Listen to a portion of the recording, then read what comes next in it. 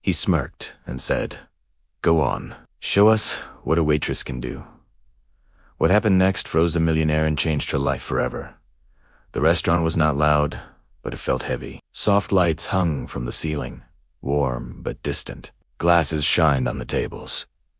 Plates were clean and carefully placed. Everything looked perfect on the surface. Too perfect. People spoke in low voices, the kind that comes with money and comfort, the kind that does not want to be interrupted. In the corner of the room stood an old piano. It was dark brown, with faded edges and small marks from time. Most people did not notice it anymore. They walked past it without looking. It was just there. Like a memory no one touched, like a story that had ended long ago. She walked between the tables, holding a tray with careful hands. Her steps were small and quiet. Her back was straight, trained to be polite, trained to not be seen. But her shoulders were tired. Very tired. She had been working since early morning, moving from table to table, smiling when needed, staying silent when not. Her shoes were worn at the sides. The soles were thin. Her uniform was clean, neatly pressed, but old. The fabric had softened over time, washed again and again until it almost felt tired too. No one looked at her face for long. To most people, she was just part of the room. Like the walls, like the chairs, like the background music that played softly and meant nothing. Still, she noticed everything. She noticed empty glasses before people asked. She noticed tension in voices. She noticed smiles that were real and smiles that were not. And she noticed the man sitting at the center table. He laughed louder than others. Not because something was funny, but because he could. His voice filled space easily. His watch caught the light every time he moved his hand, flashing like it wanted attention. People leaned toward him when he spoke, listening closely, nodding often. Money sat around him like a crown. She had served people like him before.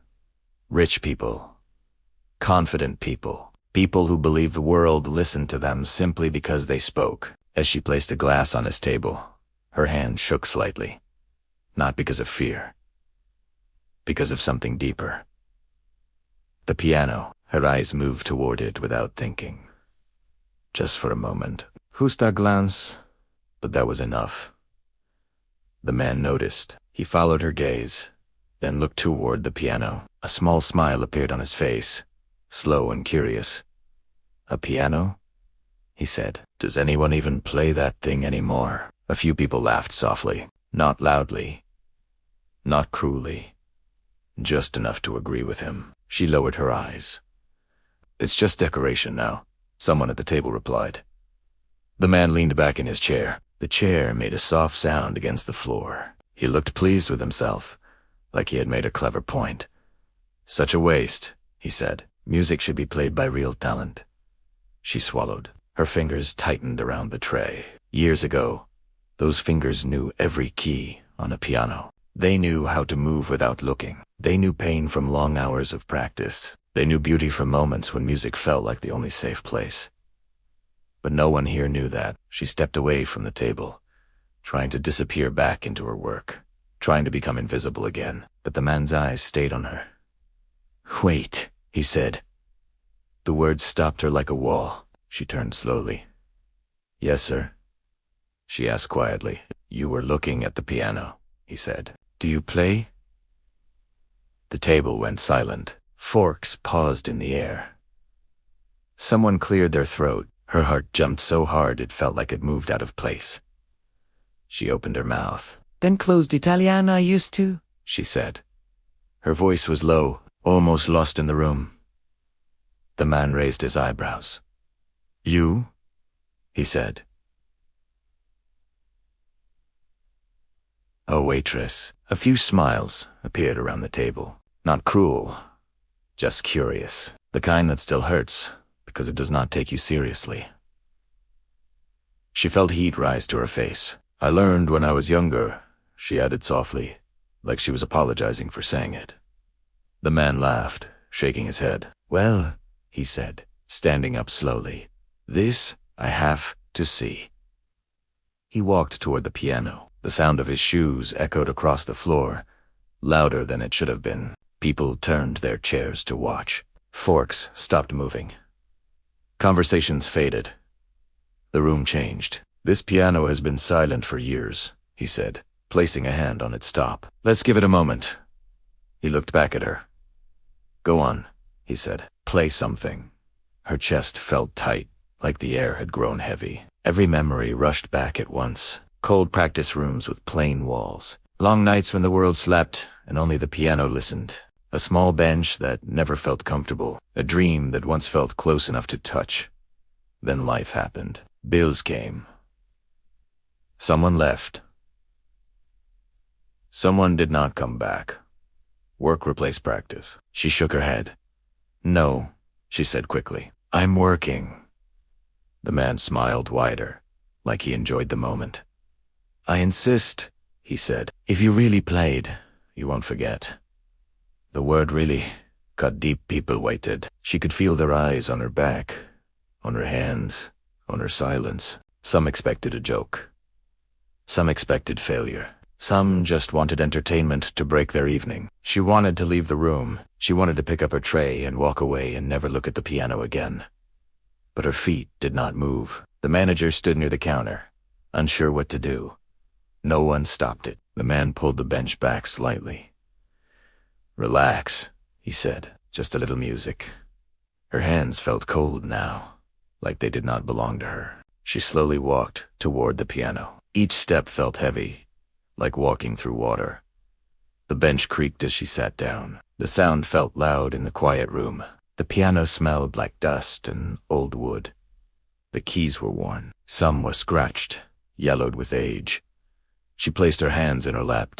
She closed her eyes for a second. Not to pray, not to prepare, just to breathe. She remembered being small, feet not touching the ground.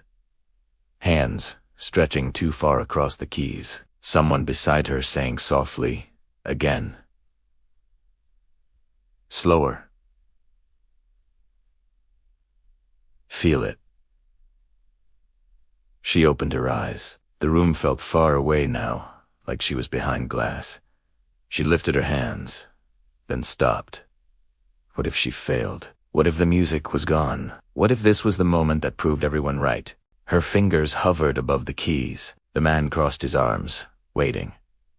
A glass clinked somewhere in the room. Time stretched thin. She lowered her hands. One finger touched a key. A soft sound filled the air. Not loud, not proud, just honest. Her shoulders relaxed a little. She pressed another key, then another. Slowly, a shape began to form. A feeling. A memory. People leaned forward without realizing it. No one laughed now. Her breathing changed. The room faded. There was only the piano. Only the sound. Only her. And just as the melody began to rise, the door of the restaurant opened. Cold air rushed in. Someone whispered her name from the past. Her hands froze above the keys. The note faded into silence. Everyone waited, and so did she. The first note was a soft sound, almost hesitant, like a question asked into an empty room. Her fingers, trembling just a moment ago, rested on the old ivory keys. The man who had mocked her, daring her to play, was still smiling, waiting for the joke to land. But something shifted in the air with that single, quiet sound. It wasn't the clumsy noise he expected. It was a note, pure and clean, that hung in the space between the clinking of glasses and the low hum of conversation. She took a breath. A real breath. It felt like the first one she'd taken in years. Her fingers lowered again, and this time there was no hesitation. The sound that came out was stronger, clearer, more sure of itself. It filled the space between tables and chairs, sliding across the floor and climbing softly up the walls. People began to straighten in their seats without even realizing it. The piano no longer sounded old and tired. It sounded alive, as if it had been waiting for her all this time. Her hands moved with care, then with a newfound confidence. Each note felt like a step forward, not just on the keys, but in her life. A step away from the fear that had kept her silent for so long. She forgot the room. She forgot the man with the smug smile. She forgot the dozens of eyes watching her. There was only the music now.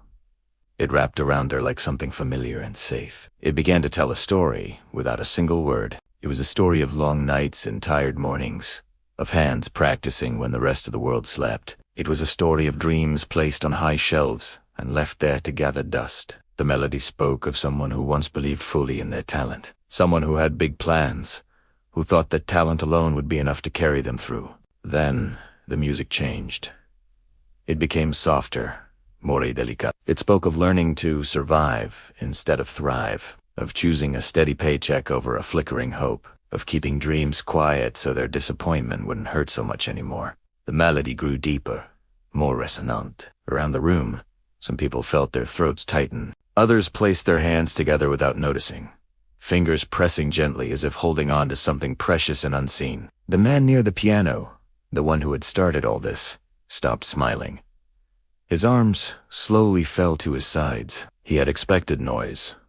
He had expected embarrassing mistakes. He had expected a moment he could laugh about later with his friends. He did not expect this. Her fingers moved faster now, then softer again, like waves moving toward the shore and then pulling back. It was like breath itself in and out, steady and alive. The room felt smaller. Somehow, closer, more human. The soft lights above seemed warmer, and the clinking of glasses had stopped completely. A woman at a far table wiped her eyes quietly, hoping no one would notice.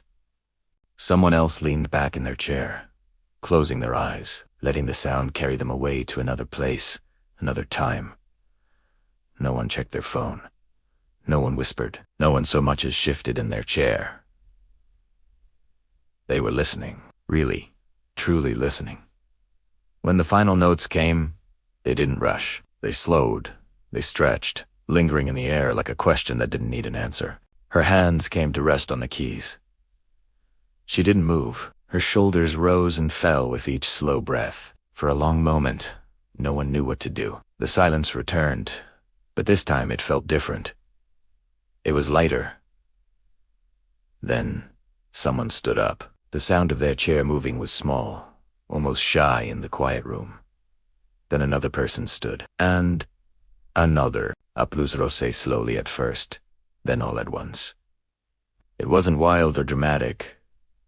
It was honest. It filled the room the same way the music had, not forcing itself, just being there. She stood up from the bench, unsure of where to look. Her face felt warm, but not from shame. It was something else, something she couldn't quite name yet. Her hands still shook, but not from fear anymore. They shook like they had just let go of something incredibly heavy. The man stepped closer. The room quieted again, waiting to see what he would do. He didn't laugh this time. His voice was calm when he spoke. "I was wrong," he said. The words were simple, but they landed with a weight that made people think. "I thought talent looked a certain way," he continued. "I thought it belonged to certain people, in certain places." He looked at the piano, then at her, not above her, not through her. He looked at her. "Thank you for proving me wrong." She could only nod, not trusting her voice not to break. The manager stepped forward, his expression gentle now. "You don't have to serve tables tonight," he said quietly. "Take a break." She managed a smile. It was small, but it was real. Later, as people slowly returned to their meals, the room felt changed. It was softer, kinder. Some guests came to her table one by one. They didn't ask a name or a story. They didn't ask where she learned to play. They just said, "Thank you." Some smiled, some nodded, and some said nothing at all, but their eyes said more than enough. The man who had challenged her left early. Before A went, he placed something on the piano bench. A small card. She didn't look at it right away. She waited until the room was nearly empty, then walked back to the piano. She touched the keys softly, like saying goodbye, or maybe see you again. When the last table had cleared and the lights dimmed, she finally sat down again, alone. The piano didn't feel heavy anymore. She picked up the card. Inside was a short message. "Don't let this be the last time." Nothing more.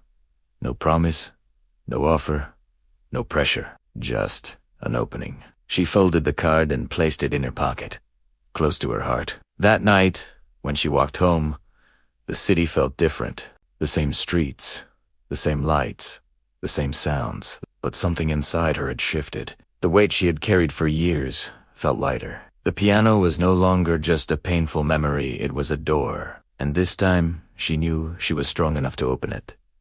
Thanks for watching. If this story touched you, don't forget to like and subscribe for more content that inspires. See you next time.